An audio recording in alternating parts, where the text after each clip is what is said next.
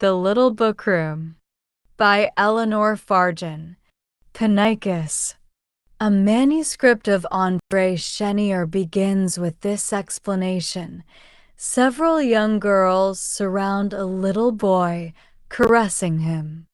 They say you have made a song for PANNYCHIS, your cousin.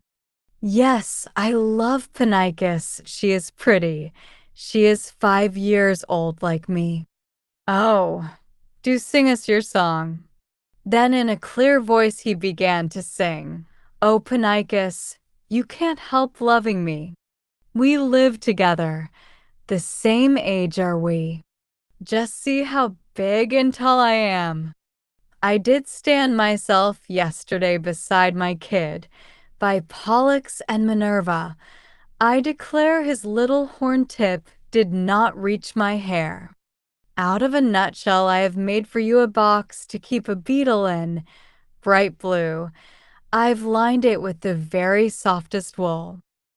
This morning on the seashore in a pool, I found a colored shell which we will fill with earth, and plant a flower in it we will. I'm going to show you how a navy floats upon our pond, with scraps of bark for boats. The house dog is so tame. At eventide, I'll lift you on his back to have a ride, and I will walk in front of you and lead you home each night safe on your gentle steed. Someone, I think it was Palgrave, once wrote that of all French poets, André Chenier most nearly approached to Keats. On this account I obtained, when in France, a small paper-covered collection of André Chenier's poems, and amongst them found nothing which to me suggested even a resemblance to those of Keats. But presently I lit on the lines which I have translated above. To me they were by far the most charming lines in the book. In the original they are limpid and childlike, as though they had been breathed in the clear air of the Golden Age.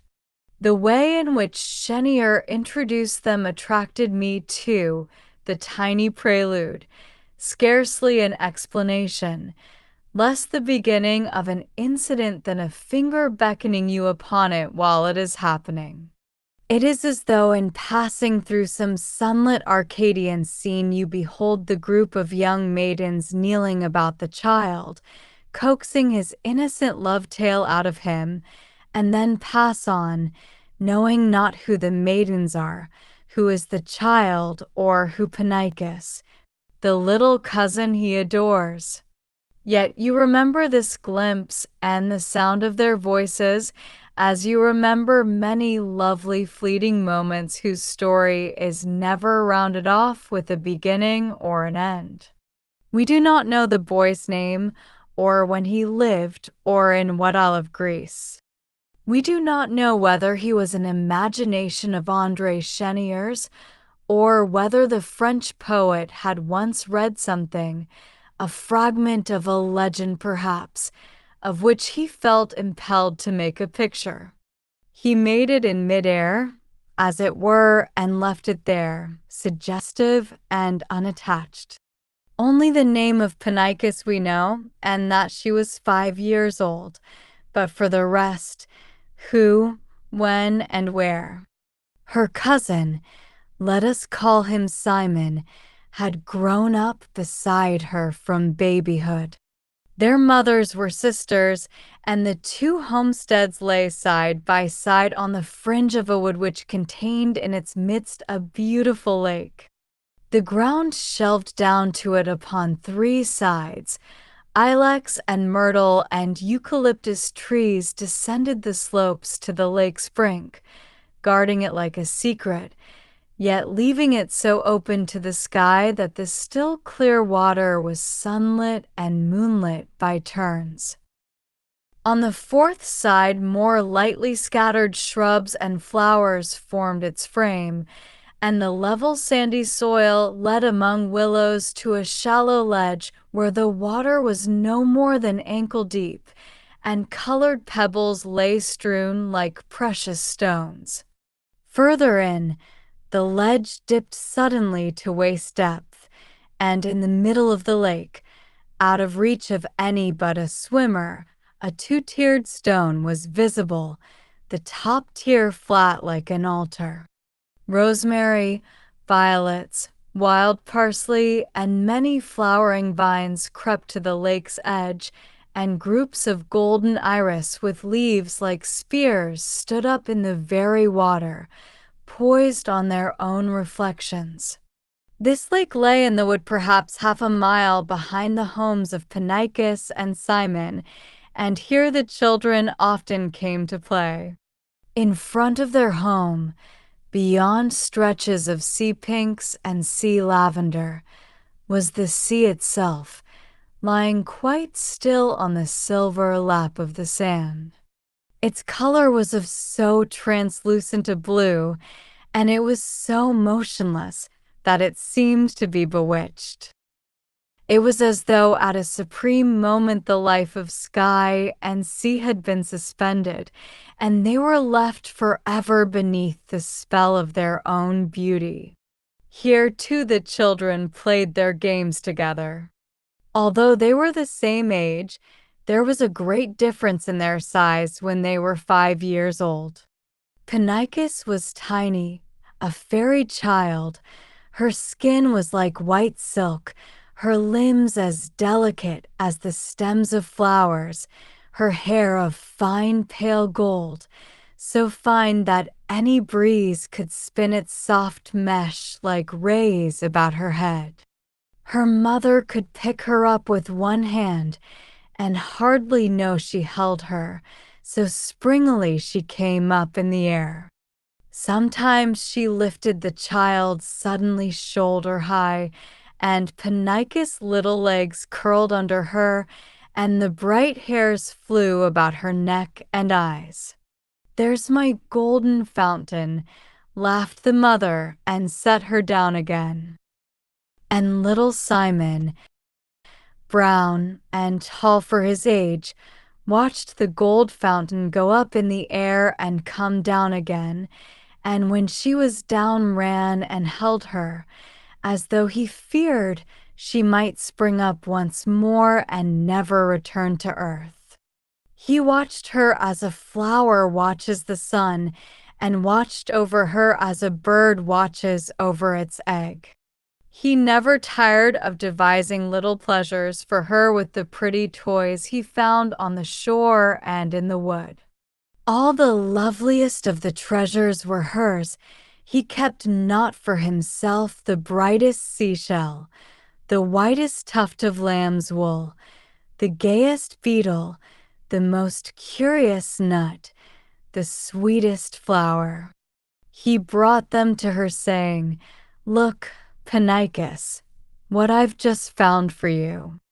"Oh, thank you, Simon. Do you like it?" "Yes, it is beautiful. Shall we keep a beetle in this nutshell? It is just the right size for a beetle's home. And shall we plant a violet in the seashell? I know where there are some white ones. Would you like it?" "Yes, I would love it. And do you love me, PANNYCHIS?" "Yes, I do, Simon. I'm growing so tall, PANNYCHIS. I'm taller than the kid already.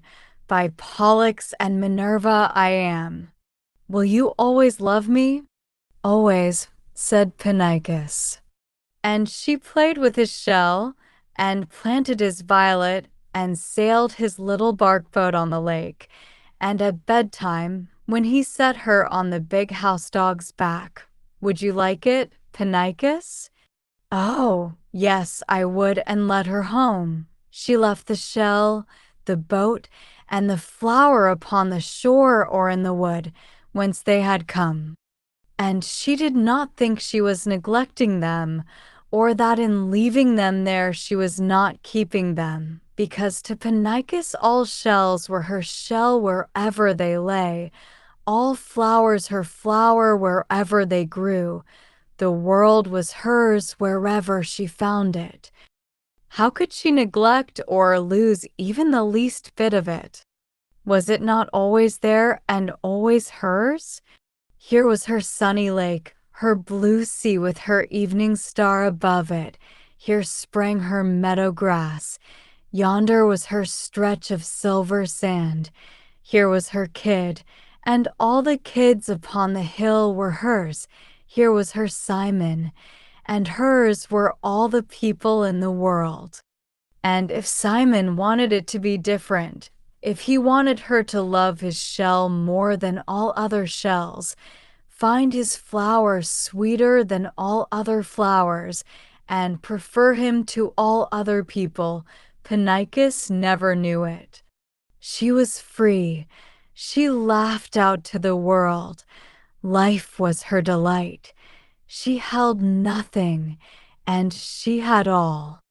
One day, Simon went apart and made his song for her. His mother listened to him and told her sister. "How Simon loves your PANNYCHIS," she laughed. She boasted here and there that her little son had made a poem like a poet. Soon afterwards, when he was wandering along the shore looking for pretty stones and seaweed, some girls who had been bathing in the cool of the evening came running out of the water, calling to him, "Simon, little Simon." He stopped, and they surrounded him. Aglaia stooped to kiss him, and her wet hair streaked his cheek. "They say you have made a song for PANNYCHIS, your cousin." "Yes, I love PANNYCHIS. She is pretty. She is 5 years old like me." "Oh, do sing us your song." And he sang them his song in a clear voice. When it was done, they praised and petted him. "Oh, what a pretty song. What a clever Simon. How you must love your cousin to sing so sweetly about her." "Yes, and everything loves her," said Simon.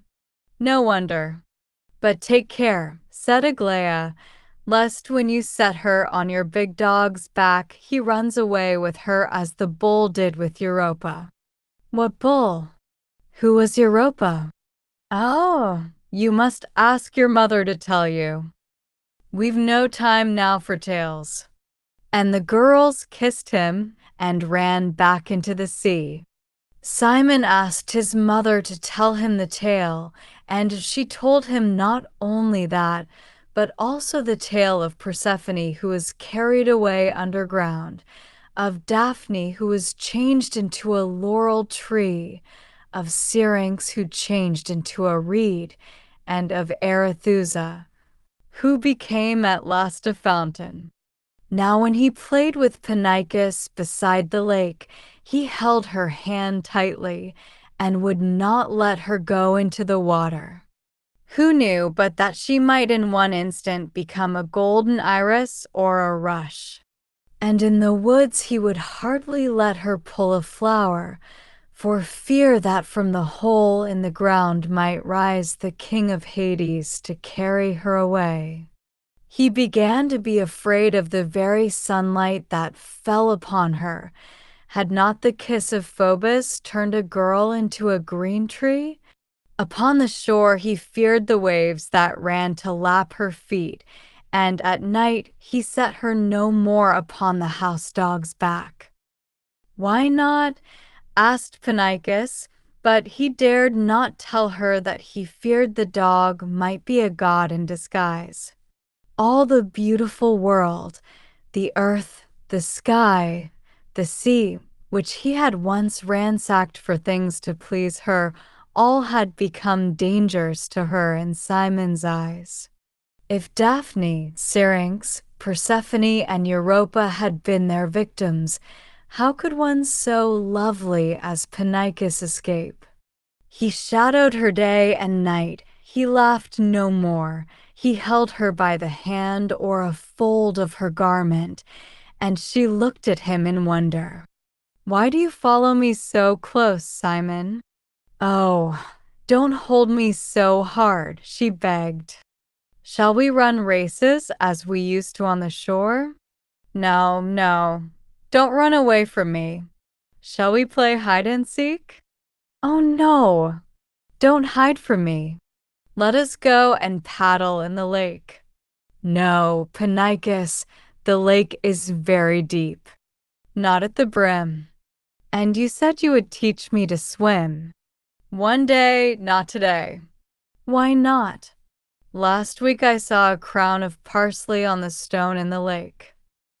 Did you put it there? No, I can't swim as much as that. I wish I could. I wonder who did. It was an offering to the god. Which god? I don't know. I would like to make an offering to him too. Simon, look happy. I am happy while you are here. You do love me, PANNYCHIS. Yes, I do. Look happy then. Suddenly, she broke away from him and ran laughing into the forest. He followed her, damp with fear. Look happy, called PANNYCHIS over her shoulder. She ran on laughing, and vanished among the trees. Oh, how he hated the trees that hid her from him. The sound of her laughter led him to the lake, but when he got there he could not see her. He gazed at the water. There was no ripple on it, but he hated it. What did it conceal? A ray of sunlight struck through an ilex bough across his path. His eye traveled up it, fearing and hating it. Suddenly he knew that he had come to fear and hate the whole world, all the things he had once most loved for PANNYCHIS' sake, trees, flowers and light and water, all things in which the dreaded god might dwell. How could he live and fear these things, even though he feared them for the sake of PANNYCHIS, she who had always loved them? But where was PANNYCHIS? Suddenly he heard her faint laughter ring from the farther side of the lake. He thought he heard her call, "Look happy." He ran as hard as he could, crying her name, but did not find her on the farther side. Yet the echoing laughter led him on and on, out of the wood, over the flowers, down to the shore of the sea, lapping the silver sand so softly, while in the pale green evening sky the stars came trembling out. All was pure loveliness, but PANNYCHIS was nowhere to be seen, and she was never seen again. They sought her in every glade, in every cave. They dived beneath the lake and watched the tides. But which had taken her, sea, lake, or wood, they never knew. It might have been the sunlight or the stars. Simon grew up, and when he was a man he loved and married. He loved his wife well, though he made no song for her. She knew the name of PANNYCHIS, his little cousin, beautiful as a forest flower or a seashell, who had disappeared so strangely when she was a tiny girl. To his children he sometimes sang the song of PANNYCHIS, and they loved it, and they too planted flowers and shells, sailed bark boats on the lake, and rode upon the back of their big dog. Simon let them do all these things without fear. He had lost his fear of them and regained his love soon after PANNYCHIS had disappeared. But he never told even his wife and children that often, when life seemed too heavy to be borne, as life so often does, the beauty of things rushed in upon him unawares, from the sky and the grass, the trees and the rocks, the fresh water and the salt, the light and the dark, and he heard as clear as in the moment when she broke from him the lovely laugh of PANNYCHIS, and heard her call to him from heaven and earth, "Look happy, look happy."